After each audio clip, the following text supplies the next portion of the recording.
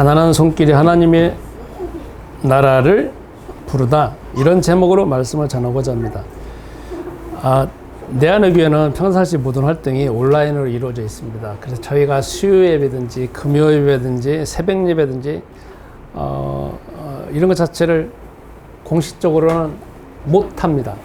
그래서 주일 낮 예배에 한정해서 이렇게 모이는데, 그러다가 보니까 낮 예배 설교가 시간이 좀 길어질 수밖에 없습니다. 여러분들께서 한편에서는 힘드시기도 하시지만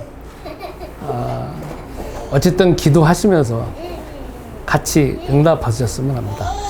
자, 예수는 그리스도, 예수는 그리스도, 예수는 그리스도, 예수는 그리스도, 나는 하나님의 자녀, 우리는 하나님의 자녀, 모든 문제 마귀야, 성령, 세계, 전도, 네, 예수는 그리스도, 예수는 그리스도, 예수는 그리스도, 예수는 그리스도.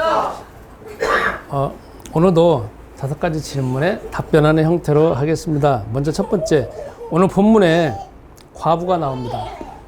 과부다라고 하면은 이 사전을 찾아보면 배우자가 죽었다는 겁니다. 근데 자녀가 있냐 없느냐 그건 상관하지 않고 배우자가 죽은 사람들을 과부라고 표현을 하고 있습니다. 오늘날은 과부라고 표현하지 않고 여러 형태로 다른 형태로 표현하지만, 오늘 저는 이 성경에 나오는 이 과부를 자녀가 없다라는 가정하에서 이미 남편은 죽었고, 그리고 가난하고 주변 사람들을 다 외면하고 친척도 외면하고 있는 중에서 그렇게 제가 가정을 한 상태에서 질문합니다. 갑작스럽게 남편이 죽고 경제적이 어렵고 빈곤하고 자녀가 하나도 없는 상태에 이런 상태에서 성경은 뭐라고 원인을 표현하고 있습니까? 이런 내용입니다. 세상에서는 이런 상태가 처해져 있으면은 이렇게 표현합니다. 너는 노력하지 않았으니까, 아니면 조상의 묘자리를 잘못 정했으니까, 아니면 당신 집안에 저주가 왔으니까, 조상의 저주가 왔으니까, 아니면 당신이 배우지 못했으니까, 당신이 무언가 문제가 있으니까, 이런 식으로 항상 그 개인의 한정에서 이렇게 표현을 하고 있습니다. 근데 성경에서는 이것 자체가 왜 원인이 되었는지를 분명히 말하고 있습니다. 그것은 창세기 3장 1절부터 5절에 인간은 모든 인간, 이 세상에 있는 모든 인간은 다 어디에 처해져 있냐면 하나님을 떠나서 그 다음에 죄 가운데 빠져가지고 사단에게 잡혀서 영원한 멸망 가운데 있는 게 인간의 이 상태라는 것입니다. 그래서 각 개인이 그 상태에 빠진 가운데서 드러나고 있는 여러 가지 다양한 현상 자체가 각 개인마다 다르게 나타납니다. 그것을 성경에서는 창세기 3장 1절부터 5절에 인간의 근본 문제가 각 개인에게 어떻게 적용되고 어떻게 지금 현실적으로 나타나고 있는가, 이렇게 말하고 있습니다. 그렇기 때문에 성경에서는 그 사람이 잘못했다, 그 사람이 노력하지 않아서 그렇다, 그 사람이 못 배워서 그렇다, 그 사람 집안이 저주 가운데 있다, 그렇게 표현하지 않습니다. 성경은 언제든지 근원적으로 올라가서 우리 조상이 이미 그 상태에 빠져가지고 당신이 지금 나타나고 있는 특수한 형태가 그렇게 나와져 있는 거라고 성경은 말하고 있고, 또 그게 역사적으로 나타나고 있습니다. 그러면 두 번째, 그러면 이 과부같이 이런 문제가 있었을 때에 세상의 해결책과 하나님의 해결책은 무엇인가요? 이런 질문입니다. 자, 노아라고 말을 하네요. 말을 정확히 표현하네. 세상에서는 아까 이 과부 같은 그런 형태에 있으면은 어떻게 해결하냐라고 주변 사람들이 말하냐면, 당신도 노력해봐. 그리고 이건 당신의 운명이니까 그냥 받아들이고 그냥 살아, 체념하고, 이렇게 말하기도 하고, 우리나라에서 가장 많이 나오고 있는 게 점치거나 굿하면 돼, 아니면 조상의 묘자리를 다시 파갖고 다시 하면 돼, 이런 식으로 표현을 하고 있든지, 아니면 당신이 굳센 신념을 가져가지고 아니면 조금 더 열심히 배워봐. 이런 식으로 해서 주변 사람들은 항상 말을 합니다. 그런데 그것 자체는 그 말을 하는 사람은 누군가에게 들었든지 이미 이 안에서 저장되어져 있는 어떤 정보를 말하고 있는 겁니다. 그건 다 뭘 말하느냐면 자기가 가지고 있는 경험의 한계 하에서 자기가 신이라거나 한계 하에서 그 말을 합니다. 그런데 받아들이는 사람들 입장에서는 그것도 할 힘이 없어요. 그렇잖아요. 그리고 그걸 한다 해가지고 해결되는 것도 아니에요. 물론 일부는 해결돼요. 왜? 정말 노력해가지고 끝까지 노력하는 사람 아마 한 1%, 뭐 0. 몇 프로 정도는 해결할 수 있어요. 그러나 대다수 있는 사람들은 그렇게 해가지고 해결되답니다. 그런데 또 만약에 해결된다 할지라도 그 분야에서만 일부를 해결할 수 있어요. 이게 참 한계입니다. 제가 요즘에 저희가 SNS를 한 지가 한 3, 4년 되지 않습니까? 그 가운데에서 정말 성공한 사람이 있습니다. 제가 눈꼽을 정도로 성공한 사람이 있는데, 물론 여러분 여기 다 성공한 사람 중에 하나이고, 그 중에 성공한 사람 중에 한 분이 있는데, 요즘에 그분이 잘 블로그에 나오는 게 뭐냐면 조상의 몇 자리를 잘못 써서 이거 나옵니다. 그래서 그거를 블로그에 정말 그분은 매일매일 블로그를 쓰거든요. 그러니까 사람들이 어마어마하게 전화가 오고 상담을 해요. 한 번 가면은 몇백만 원씩 받아요. 근데 가서 뭐냐? 몇 자리를 파요. 그리고 뭐냐? 그 자리를 다시 정해줘요. 이렇게 하는데도 사람들이 엄청나게 상담을 한다는 거예요. 돈도 많이 내고. 그러면 그분은 해결하는 방식이 당신의 지금 문제는 조상 때문에 이렇다라는 그 확실한 기준을 가지고 있어서 그 말을 한다는 겁니다. 성경에서는 그렇게 말하지 않습니다. 성경에서 말하고 있는 거는 이 모든 인간의 그 문제는 인간의 노력으로 해결되는 게 아니고 선행으로 해결되는 것이 아니고 학문으로 해결되는 것이 아니라 오직 하나님께서 정하신 이름이 있습니다. 창세기 3장 15절 여자의 후손 그리스도를 통해서만 해결된다고 말하고 있습니다. 저 따라서 하겠습니다. 예수는 그리스도, 예수는 그리스도, 예수는 그리스도, 예수는 그리스도, 예수는 그리스도, 예수는 그리스도, 예수는 그리스도, 예수는 그리스도. 우리가 생각할 때는 어처구니 없는 거지만 하나님은 그분의 그 모든, 제가 지금 오늘 한정되어지는 건 과부라고 말하잖아요. 그 과부에 한정되어져 있는 문제는 그리스도밖에 없다고 하나님은 이미 답을 하나밖에 안 주셨습니다. 창세기 3장 15절. 그래서 그리스도라는 이름이 왜 하나님께서 주셨냐? 네가 그것을 누리고 믿고 그분을 네 마음속에 모시고 계속 부르다가 보면 창세기 1장 2장의 상태, 원래 상태, 과부가 아닌 상태, 가난에서 벗어나는 상태, 모든 걸 하나님 안에서 풍족하게 줄 수 있는 그 상태로 바뀌어진다는 겁니다. 현실적으로도 바뀌어진다는 거죠. 그래서 그 이름이 그리스도밖에 없다라는 겁니다. 자, 이거는 조금 더 제가 나중에 적용 시간에 더 자세히 설명하겠습니다. 그럼 세 번째 질문합니다. 오늘 본문을 전체적인 구조에서 간략하게 설명해 주세요라는 제목입니다. 성경은 구약과 신약이 있습니다. 구약은 39권 있고 신약은 27권 있습니다. 그리고 신약은 27권 중에서 자세히 나눠보면 마태마가 누가 요한복음이라고는 복음서가 있고 사도행전이라고는 역사서가 있고 그 다음에 로마서부터 쭉 요한계시록 전까지 서신서가 있고 마지막으로는 계시록 이렇게 딱 구분되어 있습니다. 마태마가 누가 요한복음의 주제는 뭐냐? 예수는 그리스도다 라는 것이 주제고 사도행전부터 서신서까지 주제는 뭐냐면 예수는 그리스도인데 부활하고 승천하셔서 성령을 보내셔가지고 다시 오신다? 이게 주제고 요한계시록의 주제는 뭐냐?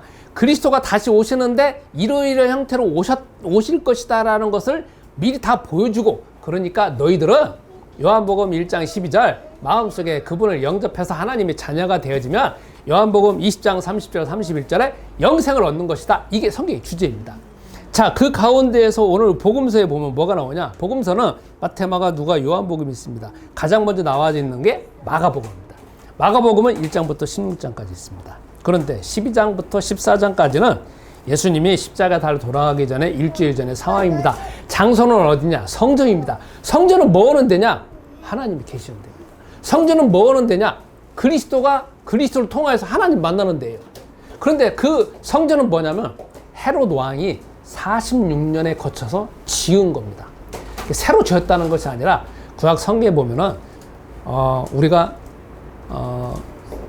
에스라, 느헤미야, 에스더 거기에 보면은 뭐가 나오냐면 이스라엘 성전이 솔로몬 성전이 완전 파괴됐거든요. 그래서 그 에스라부터 나오는 게 뭐냐면 하나님의 성전을 다시 짓자 해가지고 다시 지은 겁니다. 그런데 아주 허름하게 지었어요. 그런데 그거를 헤롯 왕이 와가지고 몇백 년이 흘러서 헤롯 왕이 와가지고 그걸 다시 증축을 했어요. 46년이나 걸렸어. 그러니까 오늘 장소는 뭐냐면 예수님은 그 46년 동안 지은 그 예루살렘 그 성전 안에서 특히 예루살렘 성전 중에서도 안에서도 뭐냐면 여기 딱 보면은 여인의 뜰이라는 곳이 있습니다. 그래서 여기가 딱 정사각형으로 되어져 있는 그 뜰 안에서 규모로 따져본다면 축구장 반절만한 크기. 여러분 축구장 알죠? 뭐 90m, 이거 90m, 45m잖아요. 45m, 45m 그 안에서 벌어지고 있는 상황입니다. 거기는 뭐가 있느냐? 여자의 뜰이니까 이스라엘 사람들 남자든지 여자든지 개종한 사람이든지 들어올 수 있습니다. 그러나 부정한 사람 이방인들은 못 들어와요. 거기 딱 정사각형으로 딱 되어져 있습니다. 그래서 각 그 코너에 보면 방들이 있는데 거기에 뭐가 있느냐면 연보계라고 성전 헌금함이 있습니다. 헌금함이 이렇게 되어져 있는데 몇 개가 있느냐?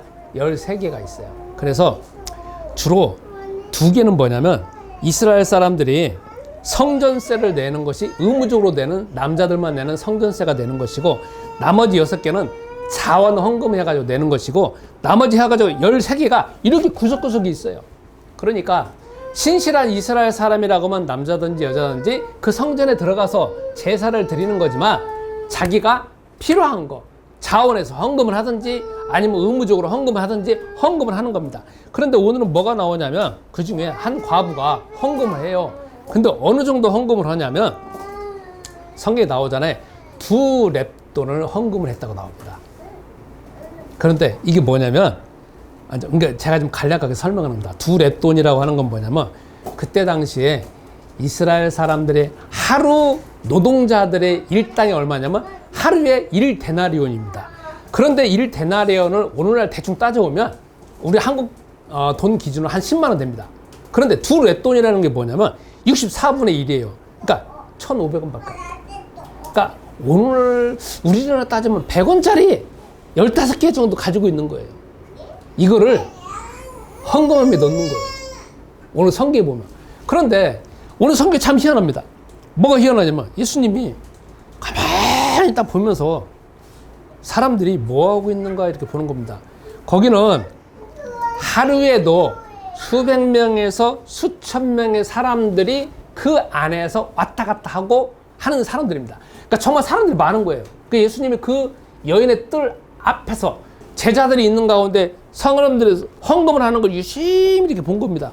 그런데 어떤 서기관들은 와가지고 헌금을 하는데 많이 헌금을 하죠. 왜냐하면 헌금을 할 때 이게 이렇게 쭉 이렇게 되어져 가지고 돈을 넣으면 소리가 나잖아요. 뚜루루루루 이렇게 떨어지는 소리가 나는데 그런데 과부가 넣는 거는 2렙돈이잖아. 그러니까 2개의 가장 조그마한 걸 여기다 쏙 집어넣었으니까 소리가 별로 나지도 않지 않습니까? 그런데 예수님이 그 상황을 다 보고 난 다음에 뭐라고 말하냐면 서기관들이 내는 거는 정말 많다 이거야. 그러나 저가 내는 것보다 저 과부, 특정한 저 과부가 내는 돈은 자기 생명을 다 바쳐서 자기의 하루 생활비나 자기가 가지고 있는 모든 재산을 냈다는 겁니다. 그래서 저 여자가 내는, 저 과부가 내는 돈이 가장 가치 있다라고 지금 말씀을 하시는 거예요. 이게 오늘 대충의 내용입니다. 그러면 4번째 질문하겠습니다. 예수님이 보실 때 이 과부가 생활비 전부를 내었다고 할 때에 이 과부를 1인칭 시점에서 어떻게 마음속에 영적 전쟁을 했는지 설명해 주세요라는 내용입니다. 자, 성경에 보면 참 희한합니다. 마가복음 1장부터 16장에 보면 예수님 시대에 많은 사람들이 등장합니다. 그런데 오늘 마가복음 12장 41절부터 44절에 보면 어떤 여인이 한 명 등장해요. 성경에는요, 아까 제가 말한 마가복음에는 많은 사람이 등장하는데 그 중에 한 명 중에 한 명이 또 뭐냐면 이 과부예요. 잠깐 나오는 겁니다. 잠깐 나오는 거예요. 그런데 어디에 나오냐면 아까 말한 여인의 뜰에서 나와요. 그 과부가 헌금을 하고 있는 것을 지금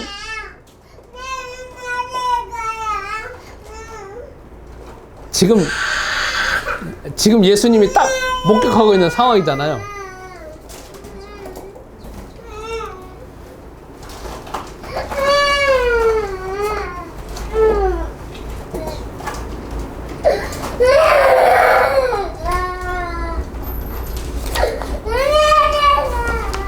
자, 예수님이 지금 이 상황을 목격하고 있는 상황입니다. 그러면 이 상황에서 예수님이 저 사람을 목격하는 가운데 저 과부가 돈을 다 냈다. 우리 지금 현재 관점으로 볼 때는 이해가 안 가잖아요. 그 과부라고 하면 1,500원밖에 안 내는데 그 과부가 그게 무슨 자기 생활비 전부냐라고 이렇게 생각할 수 있잖아요. 그죠? 그건 우리 입장이고, 그러나 예수님은 사람의 마음과 생각을 다 아시는 분이기 때문에 그 특정한 과부가 지금 현재 있는 상황을 정확하게 지금 말씀을 하시는 겁니다. 그러면 자, 이제 그 과부 입장 한번 보겠습니다. 여러분, 그 사람이 과부다라고 할 때에 과부가 표시가 납니다. 무슨 말이냐? 남편이 딱 주잖아요. 그러면 옛날에는 노동을 인해 가지고 대부분 다 생활이 되잖아요. 지금이야 남성이나 여성이나 다 일을 해가지고 자기 전문 분야를 해서 이게 그 성별에 대한 구분은 없는 거지만 옛날에는 아니잖아요. 다 노동력 때문에 돈이 벌어지는 거니까 남자가 다 노동력을 해가 다 벌어오지 않습니까? 농경사회 아니면 유목민 사회에서도. 그런데 남편이 죽었어요. 그러면 여인의 입장에서는 자기의 모든 생계나 생활비가 싹 다 끊어지는 거예요. 그럼 그 다음부터 어떻게 되느냐? 옷도 남루하게 입게 돼 있어요. 머리에 치장 같은 거 다 어차피 그거 팔게 돼 있어요.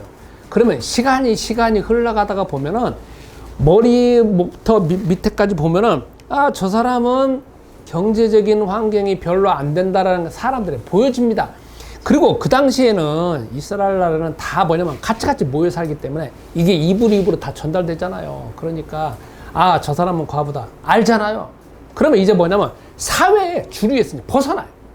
근데 제가 지금 가정으로 따져보는 건 뭐냐면 자녀도 없다고 했잖아요. 그러니까 자기의 생계가 아무것도 이어줄 수 있는 게 없는 상황이야. 그러면 이런 상황에서 그 과부가 손쉽게 선택할 수 있는 건 뭐냐면요, 다시 재혼한다든지, 그렇지 않으면 그냥 상식적으로 생각하면 가서 일한다든지, 그렇지 않으면 자기 몸을 팔아서 뭐를 해요. 근데 과부이기 때문에 다른 사람들이 그 사람을 받아들이질 않아요. 그러면 이 사람이 할 수 있는 게 뭐냐면 구걸하든지 그냥 자기 혼자 있든지, 그렇지 않으면 아까 말한 대로 몸을 팔든지 이런 식으로 밖에 갈 수가 없는 상황이야. 그런데 이 과부는 참 희한하다는 거죠. 우리가 생각할 때 뭐냐면 이 사람은 성전에 왔어요. 성전에 왔다라는 건 뭐냐면 사람들이 다 시선이 있잖아요. 저 사람은 남루하다, 저 사람은 남편도 없다, 그리고 자녀도 없다. 그 눈에서 눈으로 오는 멸시 아니면 정죄, 비판이 있잖아요. 이걸 다 본인이 감당하고 지금 여기 성전에 와야 되는 거예요. 그리고 성전에 와가지고 이 여인의 뜰에서 하루에도 수천 명, 수만 명이 수십 명에서 수천 명이 와 있는데, 그러면 다 자기 아는 사람도 있고 모르는 사람도 있을 건데, 그걸 다 받아들이는 가운데 지금 공개적인 장소에 여기 와 있는 거예요. 그죠? 그리고 자기가 오늘도 지금 뭘 먹고 살아야 되는 상황인데, 자기 수중에는 아까 말한 것처럼 2랩돈, 오늘날에 따지면 1,500원밖에 없어요. 이 사람은 뭐냐면 내일이 없어요. 이 사람은 모레도 없어. 왜?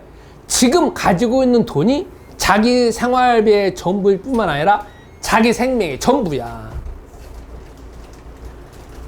아니 이러는 사람이라고 하면, 노동자나 하면 내가 내일 나가서 이러면 내가 내일이네 있고 모레가 다 있지 않습니까? 그런데 이 과부는 아무것도 없다는 거, 미래 자체가 없다는 거, 내일 자체가 없는 거, 오늘밖에 없는 상황이야. 그런데 오늘밖에 없는 상황인데 이 여인의 뜰에 공공적인 장소에 와서, 그리고 자기가 가지고 있는 돈, 자기가 생각할 때는 자기 생명인데 갖다가 거기다가 바치는 거야. 제가 이거를 여러분한테 오해하지 않도록 말씀드리는데, 보통 이걸 어느 때 설교하냐면 헌금 많이 하라고 할 때 설교를 해요. 근데 제가 지금 오늘 말하는 거는 이 사람이 헌금했다는 것이 아니라 자기 생명을 드렸다 이거예요. 그러면 이 마음속에서 그 여인은 얼마만한 영적인 전쟁을 했겠냐 이거예요.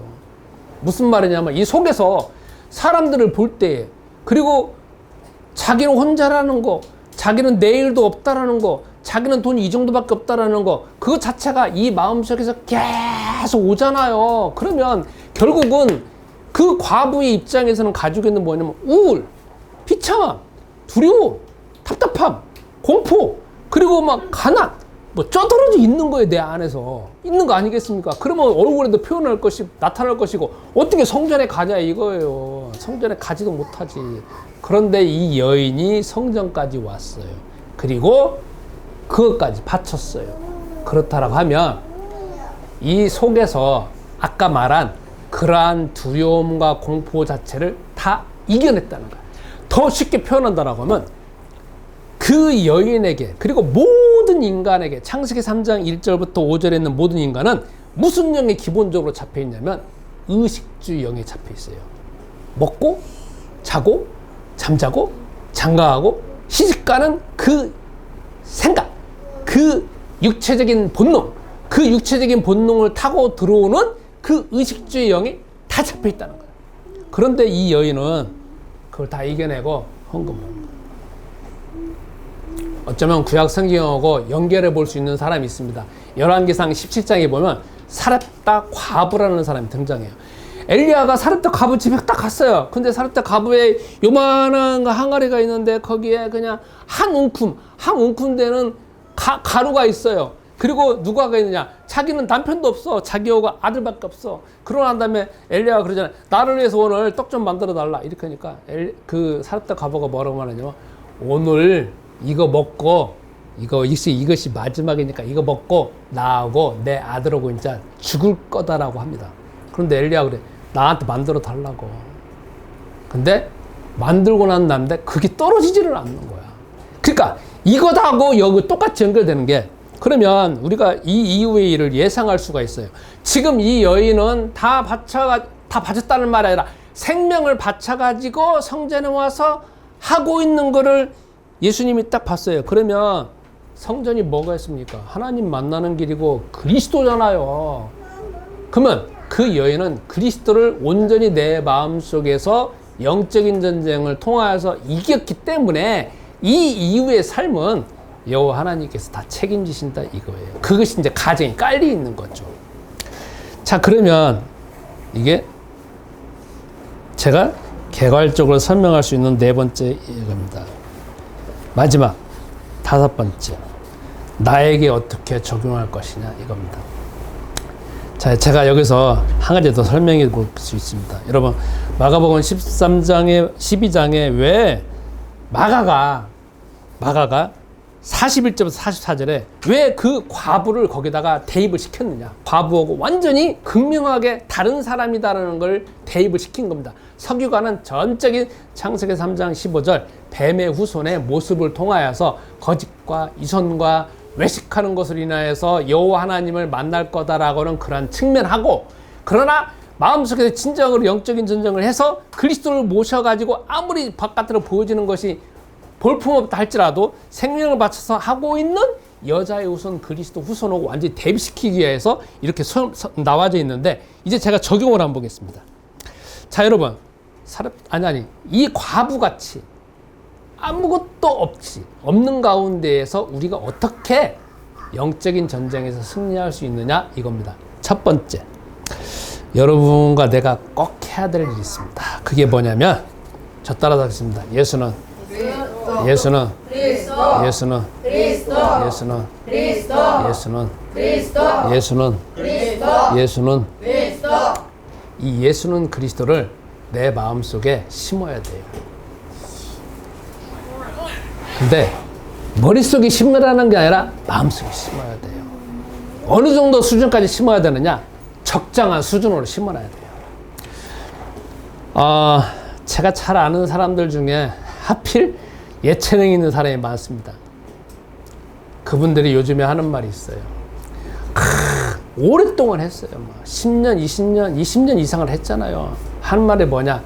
아무리 내가 기술이 좋아도 이제 자꾸 키가 크고 그 다음에 더 나이가 들어가니까 얼마나 많은 연륜이 쌓여요. 경험도 쌓이잖아요. 근데 아무리 내가 최고의 뭔 지식을 개발했다 할지라도 적정한 수준의 운동량이 채워지지 않으면 이게 발휘가 안 된다는 거예요. 이게 무슨 말이냐? 똑같아요. 예수는 그리스도라고 하는 것, 그 이름이, 그 실제 훈련이 여러분과 내 속에서 적정한 수준으로 쌓여지지 않으면, 매일매일 쌓여지지 않으면 우리가 가지고 있는 지식, 오늘 설교를 통해 들었던 지식 자체가 활성화가 안 돼요. 운동하고 똑같아. 그래서 해야 될 게 있습니다. 어쨌든 여러분과 내가 하루에 적정한 시간을 투자를 해야 돼. 입으로 해야 된다. 거울 보고 해야 돼. 안 하면 안 돼. 머릿속에 있는 지식은 지나가면 끝이야. 그러나 이건 어디 해야 되냐면 훈련을 해야 돼. 예수님이 제자들을 3년 반 동안 데리고 다니면서 훈련을 했잖아요. 훈련을 했다라는 거는 잠자고 먹고 자고 모든 것 자체를 봤다라는 거야. 제자들은 3년 반 동안 예수님을 보면서 예수는 그리스도, 예수는 그리스도 이 속에서 계속 훈련이 되어진 거잖아요. 근데 우리는 그건 다 제껴놓는 가운데 뭔가 특별한 지식을 얻으면 된다. 아니라니까. 우리가 그게 속는 거야. 우리는 훈련을 해야 돼. 다시 예수는 그리스도, 예수는 그리스도, 예수는 그리스도, 예수는 그리스도.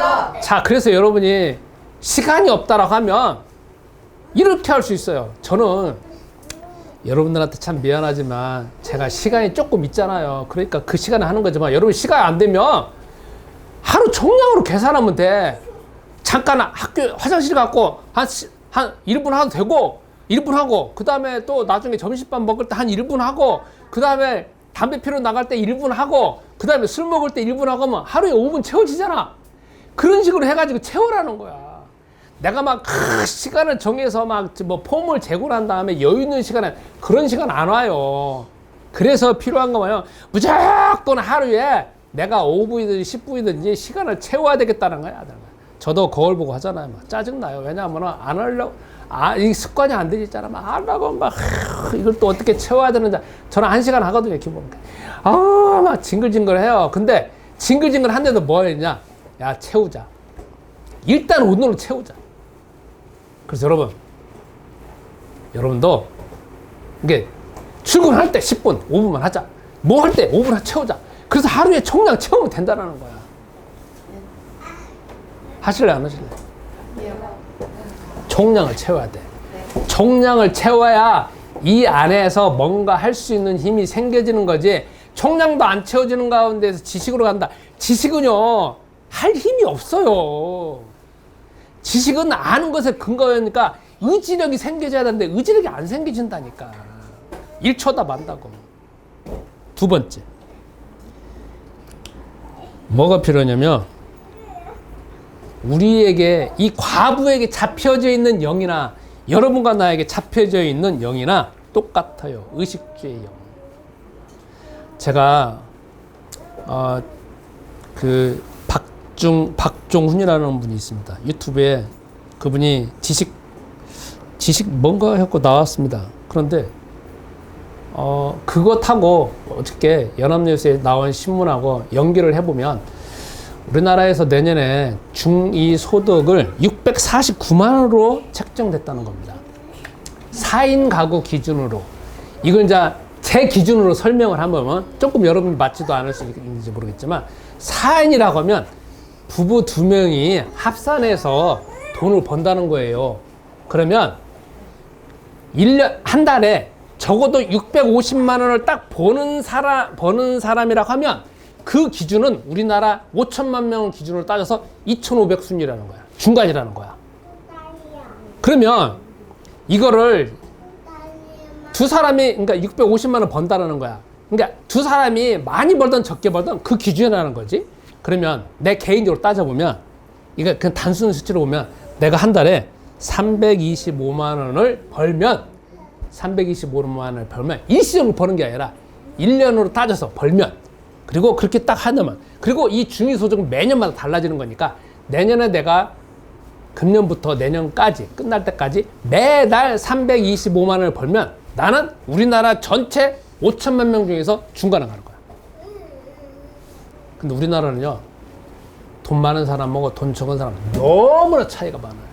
너무나 차이가 많아. 그래서 어떻게 되느냐, 325만 원을 버는데도 난 중간이야.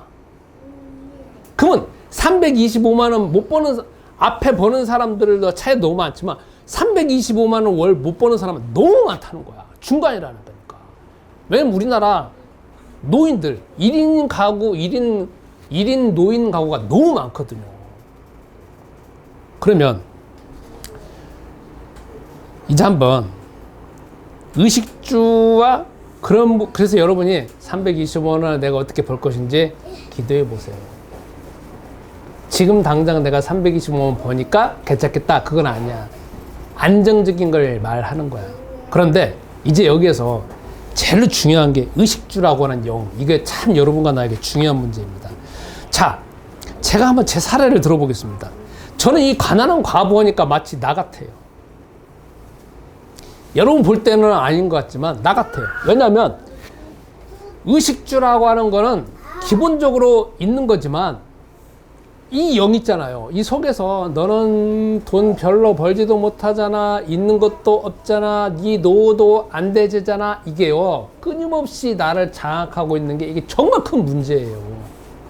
이것부터 벗어나는 게 문제라는 거야.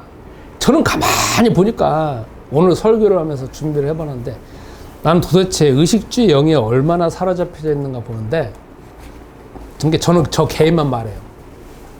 여태까지 사로잡혀 있었어요. 매일매일 있잖아요. 그것 때문에 공포, 두려움, 우울, 불안, 그게 있잖아, 막 지긋지긋한 게 느껴져요. 이 과부는 자기 혼자밖에 없는데 저는 아니잖아요. 저는 자녀가 3명이나 있잖아요. 그리고 사실 또 저거 또 상대도 할 수 없는 배우자가 있잖아요. 근데 저 개인은 의식주의 영에 평생 사로잡혀 왔던 거예요. 더 무서운 게 뭐냐면 외부적인 게 문제가 아니라 내 마음이 더 문제예요. 뭐냐면 끊임없이 밀려오고 있는 게 뭐냐면, 너는 오늘 돈도 없잖아, 너는 저 사람은 뭐 그런데 너 이것도 없잖아, 너 입는 옷은 명품도 아니잖아, 너는 뭐 차도 없잖아. 이게 사람과 사람을 보면, 텔레비전에서 텔레비전을 보면, SNS에서 페이스북에 사람을 또 보면, 다른 교회고 다른 교회 보면, 이게 나도 모르는 가운데 그 비교 의식이 그냥 장아찌처럼 사로잡혀 있어가지고 끊임없이 온다는 거예요. 끊임없이. 근데 그걸 의식하지 못하던 나는 그게 그냥 사로잡히는 거예요. 그래서 먼저는 뭐 해야 되냐, 그것부터 깨는 게 중요하다는 거예요. 과부는요 그걸 다 깼단 말이죠. 그래서 제가 어떻게 하게 됐냐, 그래서 그 다음부터 여러분의 사례는 모르니까 제가 그 다음부터 영적인 전쟁을 시작했어요. 빈곤하다가 오는 영, 가난하다가 오는 영, 비교해가지고 아무것도 없다라고 하는 영, 옷도 헐벗게 입었다는 영, 밥도 겨우 그 정도 수준밖에 못 먹냐, 집도 겨우 그 정도밖에 수준에 안 되느냐, 그런 영 있잖아요. 이 속에서 계속 메신저가 오잖아요. 저한테 막 계속 오잖아요. 그럼 저는 그냥 제 안에 있는 제 자아는 그래 하다가 결국 나오는 게 뭐냐면 인상은 딱 찌그러져 있죠. 그다음에 와 우울하고 이런 게. 그래서 그 다음부터 3년 동안 아니죠. 정확하게 말하면 2년 3개월 동안 영적 전쟁을 했어요. 계속 의식주의 전쟁을 했어. 의식주의 영의 전쟁을 했어. 했어요. 그래서 기본적으로 이제 어느 정도 수준이 해결됐어요. 진짜. 해결됐어. 그리고 이제 내 마음에 진짜 많이 해소됐다라는 것이 느껴졌어요. 어느 순간에. 제가 말하는 거 느껴졌어요. 그 다음부터 제가 또 바뀌어진 게 뭔 줄 아세요? 뭐가 바뀌어졌느냐? 이전에 내가 이 빈곤과 가난에서 벗어나기 위해서 많은 공부를 또 했어요. 많은 경험이 있어요. 많은 컨설팅도 했어요. 근데 정작 나는 그거 할 힘이 없었어요. 힘이 없다라는 거야. 지식은 많은데 하려고 하면 의지력이 약하고, 하려면 아까 말한 것처럼 그 부정적인 것이 나를 장악하고 있는 거니까 내가 할 힘이 없는 거죠. 그런데 내 속에서 의식주의 영이 자꾸 세력이 약화되어지니까 내가 기존에 있는 그 아까 말한 것처럼 그 가난에서 벗어날 수 있는 수많은 지식 있잖아요. 그거를 할 힘이 생겨지더라고요.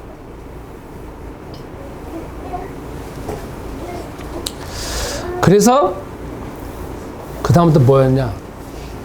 조금씩 하게 됐어요. 근데 이제는 마음이 무슨 마음이 드냐면 의식주의 영이 나를 장악하는 것이 아니라 이제는 어떤 기대가 생기냐면 내가 이제부터 해보고 싶었던 거 예전에 정말 누군가에 내가 컨설팅 했던 것들을 나한테 적용해서 내가 나아가 보자 이런 마음이 더 생기는 거예요. 그게 그냥 제 마음을 찾고 있는 거야.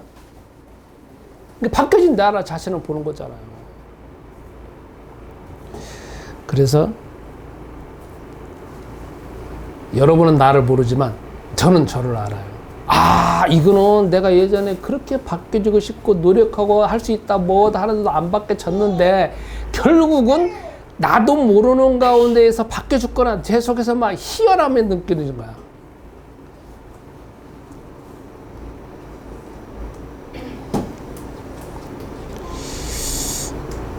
하나님 이 시간 예물 드립니다. 이 예물이 주의 복음 위에 온전히 쓰여지게 하옵소서. 우리 각자가 죽을 때까지 의식주의 영에서 벗어날 수 없지만 그것이 나의 모든 삶 가운데서 장악되지 않도록 주 하나님께서 이미 그리스도의 언약을 주셨사오니 예수는 그리스도를 내 마음에 더 심게 하시고 구체적으로 심게 하셔서 하나님께서 또한 이것을 정복하는 가운데 우리에게 성령 충만함으로 역사하여 주옵소서. 각자 시간표 가운데에서 주께서 세계복음화의 증인으로 역사하여 주옵소서. 이제는 우리 주 예수 그리스도의 은혜와 아버지 하나님의 무궁하신 사랑하심과 성령님의 교통하심이 말씀 붙잡고 응답받기를 소원하는 주의 모든 사명자들과 내 안의 교회 성도들과 이 시간 온라인으로 예배드리는 모든 분들에게 이제부터 영원토록 함께 있을지어다. 아멘.